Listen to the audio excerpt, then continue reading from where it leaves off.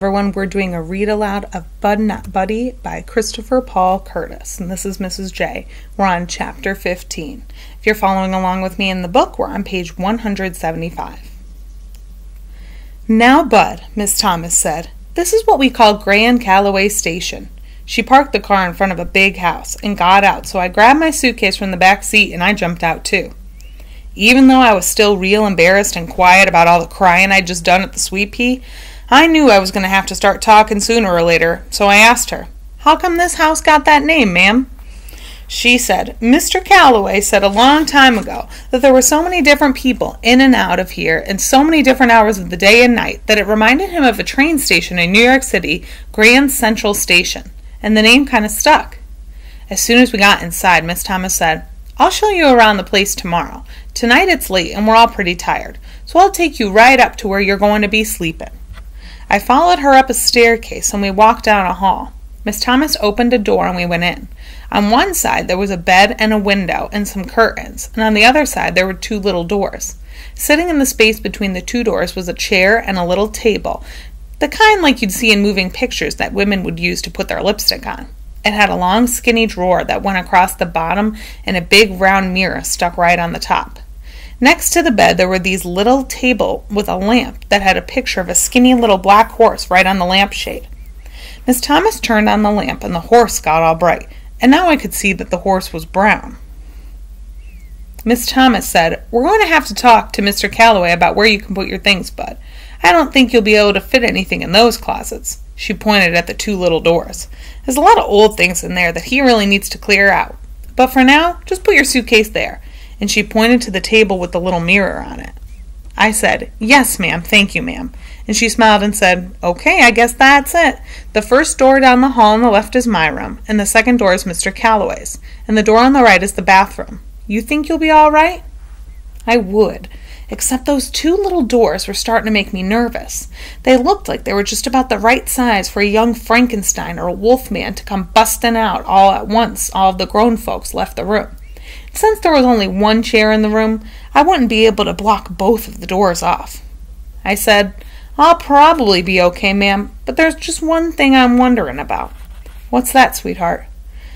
I pointed at the doors and said, "Are those locked?"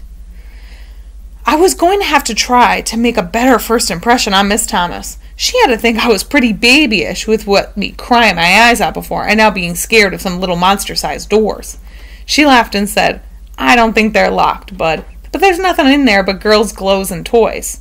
I said, "Won't the girl get mad if she comes back here and I'm sleeping in her bed?" Miss Thomas waited a second, like she had to think, and she finally said, "No, Bud, I don't think you're going to have to worry about that. She's gone." Uh-oh. That was two things to get nervous about in one sentence. The first thing to worry about was Rules and Things number 547 or something, and that was the one when an adult tells you don't worry. But the second bad thing was Bud Caldwell's Rules and Things to have a funner life and make a better liar out of yourself number 28, and this was a real short one. Rules and Things number 28, gone equals dead. I don't know why grown folks can't say that someone is dead. They think it's a lot easier to say gone. That meant I was going to have to spend the night in the room of a little dead girl. That meant I wasn't going to just be getting much sleep at all. I could jam the chair up against one of those doorknobs, but I'd have to scooch the table with the mirror up over against the other one. I don't buy it when people tell you that closets are the only way a ghost or monster can get into your room. Shucks, I bet they got all ways to come up from under your bed. Or if they want to get you real bad, I bet they can even slide out of a drawer that you think is shut good and tight. Miss Thomas said, "I'll see you in the morning. You get a good night's sleep." And she closed the door, and just like that, she was gone. Before you could say Jack Robinson, I had the chair jammed up underneath one of those doorknobs and was trying to figure out the best way to push the dresser thing when I heard some loud voices coming from out in the hall. It was Hermione Calloway and Miss Thomas, going at each other pretty good. They argued back and forth, so I sat up on the bed and put my suitcase on my lap, hoping that Mr. Calloway would win the argument and they'd give me someplace else to sleep. I can never get why grown folks will put a kid all alone in their bedroom at night. It's just like they give the ghosts a treasure map, and instead of being like a big pot of gold where X marks the spot, there's some poor kid that's sound asleep. The door banged open and Hermione Calloway stood there huffing and puffing like the big bad wolf. only with his big belly, it looked like he'd already eaten the 3 little pigs. I wasn't too worried, because I could see the toes of Miss Thomas's shoes in the doorway. Hermione Calloway looked at me sitting on the bed and rushed over to the first little closet door. With one mighty huff, he swiped the ghost-blocking chair away and stuck a key into the lock. Then he stomped over to the other closet door and locked it too. He kind of whispered so Miss Thomas couldn't hear. "You've got the rest of them fooled, but not me.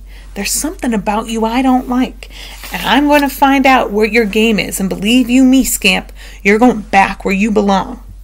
He stuck the key back in his pants pocket, walked out of the room, and slammed the door. The door wasn't even done shaking from being slammed so hard when it jumped open again. Hermione Calloway pointed a finger at me and said, "And you better not do any snooping around this room or anywhere else in this house. I know where every single thing belongs, and I can tell right away when something's missing. I've got little secret bells all over everything, and when something's stolen, the bell goes off, and only I can hear it. So watch your step." The poor door got slammed again. Miss Thomas said, "You know, Herman, half the time I don't know if I should laugh at you or just feel sorry for you." What Hermione Calloway said reminded me of what they used to tell us when they'd take us kids to the home to go to the YMCA to go swimming. Before we'd start swimming, a white lifeguard made us sit at the edge of the pool with just our feet in the water. He'd say, "We've had problems with you children urinating in the pool in the past, and we've begged you and pleaded with you to stop. But you don't seem to get the message. This has forced the Y to spend a great deal of money to put a new kind of magic chemical in the water. The chemical reacts to turn water contaminated with urine a bright red. Therefore, if you urinate in the pool, a bright red cloud will surround you, and then we will be able to tell who has relieved themselves. The chemical also causes severe burns to the skin of the urinator. So if a red cloud appears around any of you people, you will be arrested by the Flint police. You will go to the hospital to fix your burns. You will go to jail, and your name will be put on a list that says you can't swim in any pools in any buildings anywhere in the world. If a red cloud appears around any of you people, you will be, from that moment on, be swimming nowhere but in the Flint River."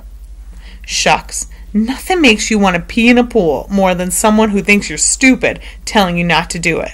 And nothing makes you want to steal something more than having somebody who doesn't even know you're honest telling you not to steal. Hermione Calloway didn't have to worry.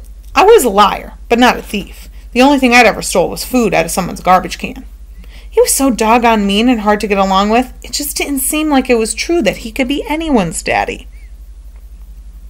And the way he was so worried about me stealing stuff from him before he even knew if I was honest or not made me wonder if someone who was so suspicious could ever be kin to me.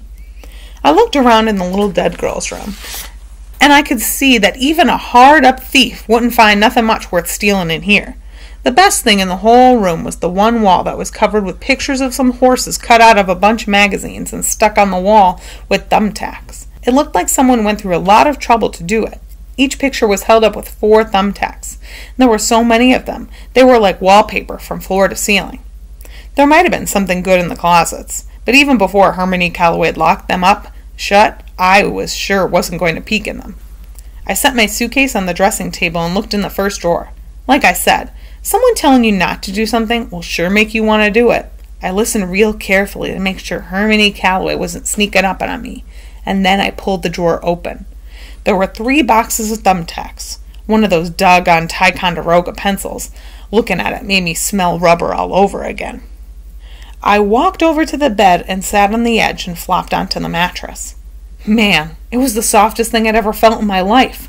I rubbed my arms up and down in the blanket and pulled the pillow out and put it underneath my head.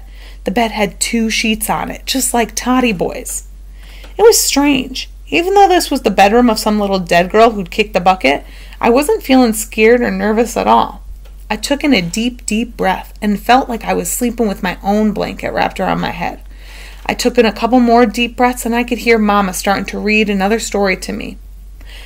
I wanted to climb under the covers to see what it felt like to sleep with 2 sheets, but before I could even move, whoop, zoop, sloop, I was sleeping like a dead man. The last thing I remember was hearing, "Not me," said the horse. "Not me," said the sheep. "Not me," said the werewolf. I knew I was going to have a great sleep, because even though a monster had gone and snuck himself into my story, I didn't care. Nothing could hurt me now.